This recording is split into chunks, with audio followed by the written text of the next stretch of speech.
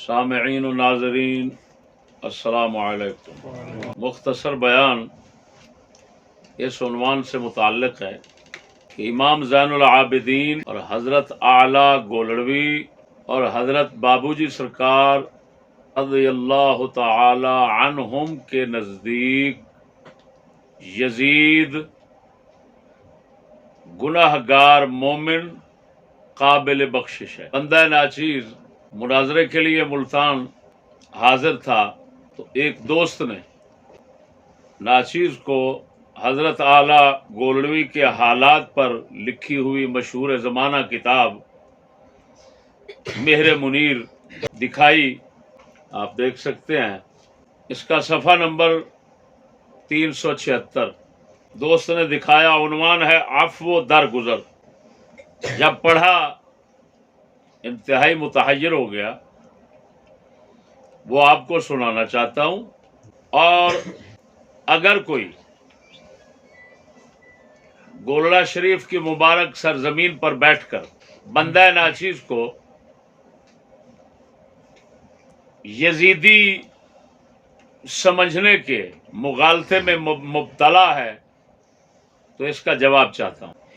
عفو درگزر کے عنوان سے نیچے لکھا ہوا ہے، حضرت قبلہ بابو جی فرماتے ہیں کہ ایک مرتبہ چند شیعہ حضرات حضرت اعلی رحمہ اللہ یعنی تاجدار گولڑا کی خدمت میں حاضر ہوئے اور یزید پر لعنت بھیجنے کے بارے میں آپ کی رائے دریافت کی۔ آپ نے جواب میں فرمایا، کیا یہ زیادہ مناسب نہیں ہے کہ یزید پر لعنت کر کے وقت ضائع کرنے کی بجائے آل نبی پر درود شریف پڑھا جائے؟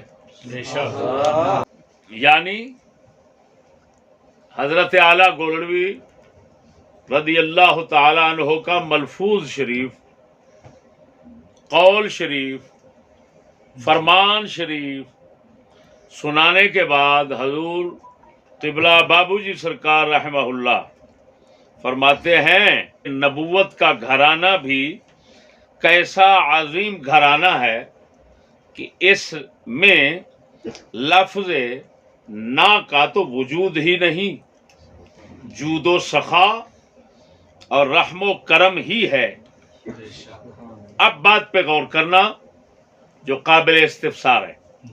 پھر فرمایا کہ ایک دفعہ حضرت امام زین العابدین رضی اللہ تعالی عنہ سے یزید نے عرض کیا، یا امام، اہل بیت کے خون سے ہاتھ رنگ کر میں نے گناہ عظیم کا ارتکاب کیا ہے، اب خدارا کوئی نجات کی سبیل بتائیں۔ یزید نے پوچھا امام زین العابدین سے، اور فرما کون رہے ہیں؟ قبلہ بابو جی سرکار۔ کون بیان کر رہے ہیں؟ تو جب یزید نے یہ پوچھا تو امام صاحب نے بلا تأمل فرمایا کہ مغرب کے بعد 2 رکعت نفل نماز فلاں ترتیب سے پڑھ لیا کرو۔ مغرب کے بعد 2 رکعت نماز نفل فلاں ترتیب سے پڑھ لیا کرو۔ حضرت امام زین العابدین سے بڑھ کر اب آگے یہ قصہ بیان فرما کر بابو جی سرکار اس پہ تبصرہ فرماتے ہیں۔ فرماتے ہیں حضرت امام زین العابدین رضی اللہ عنہ سے بڑھ کر واقعہ شہادت کا رنج کسے ہوگا؟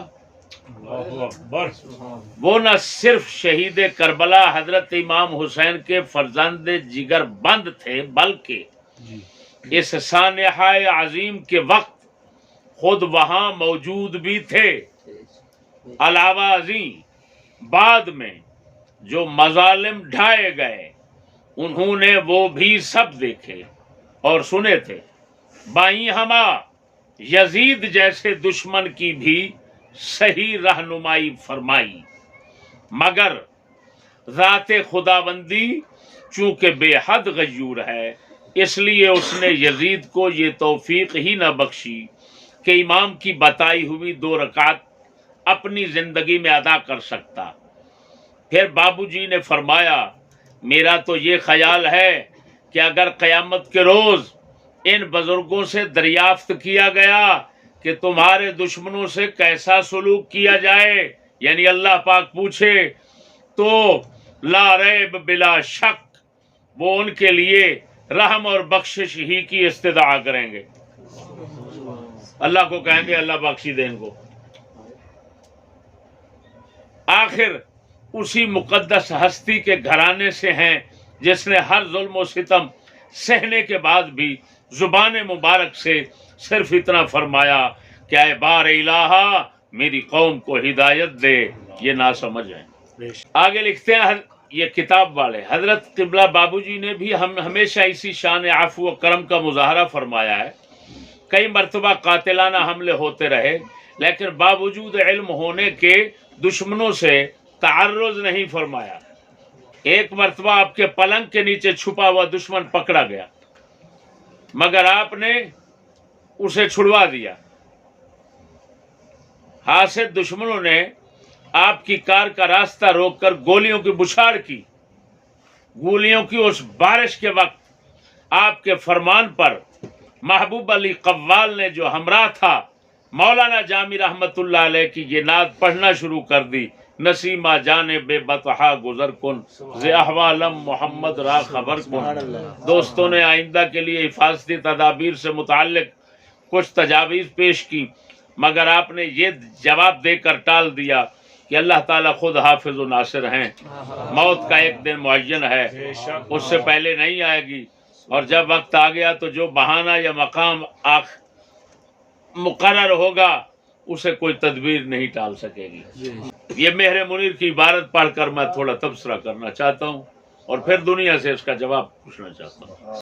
سب سے پہلی بات یہ ہے کہ اس میں یہ لکھا ہوا ہے کہ امام زین العابدین کے پاس یزید گیا اور اس نے جا کے عرض کی کہ اے امام، یا امام کے لفظ لکھے ہوئے ہیں، جو اہل بیت کے امام حسین کے بچے کو امام کہہ رہا ہے وہ امام حسین کو کیا سمجھتا ہوگا۔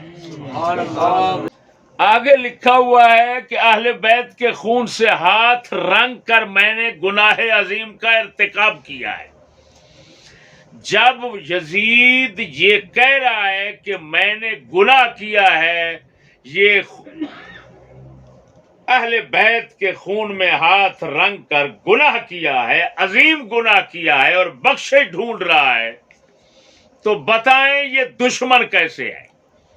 دشمن ہوتا تو صاف کہتا ٹھیک کیا ہے، کافر ہوتا تو کہتا ٹھیک کیا ہے، اہل بیت کا دشمن ہوتا تو صاف کہتا میں نے ٹھیک کیا ہے۔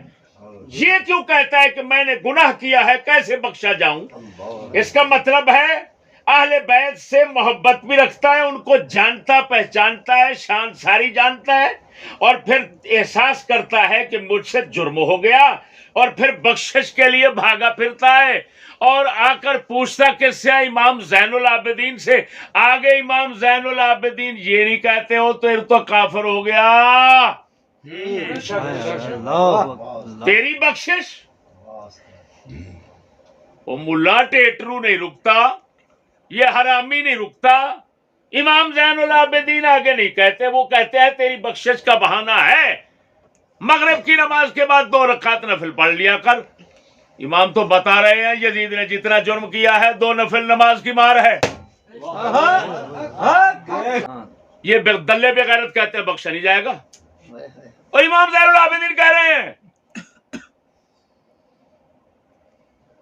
اور پیر بابو جی سرکار تاجدار گولڑا کے رخت اکیلے لختے جگر، اکیلے لختے جگر،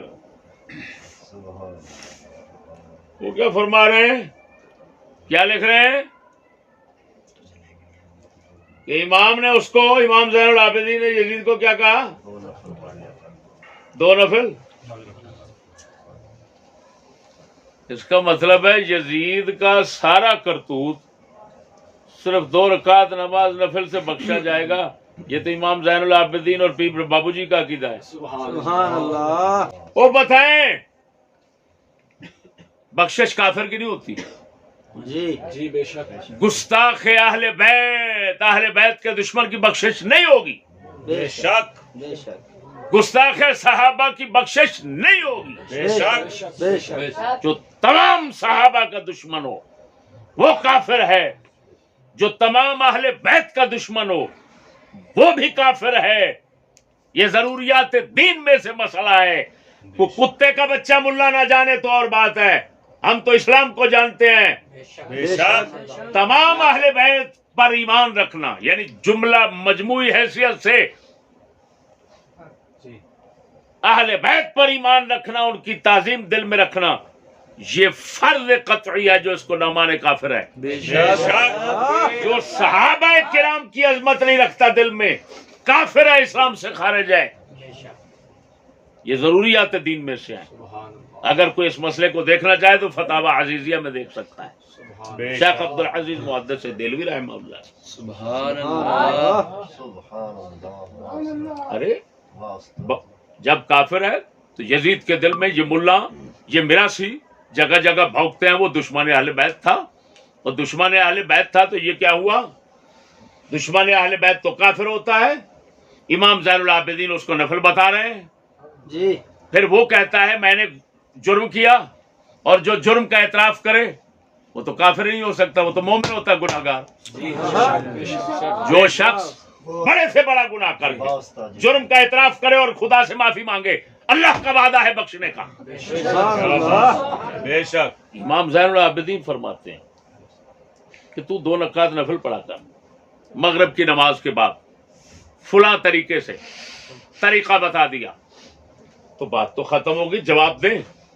اب امام زین العابدین خود وہ یزیدی ہیں یا حسینی ہیں؟ اللہ اکبر. اب کتو جواب دو مجھے. بہت سچی بہت. بغیر تو دین کو مرضی پر ٹھڈے پر چلاتے ہو. بتاؤ کیا ہے؟ وہ یزیدی ہیں امام زین العابدین،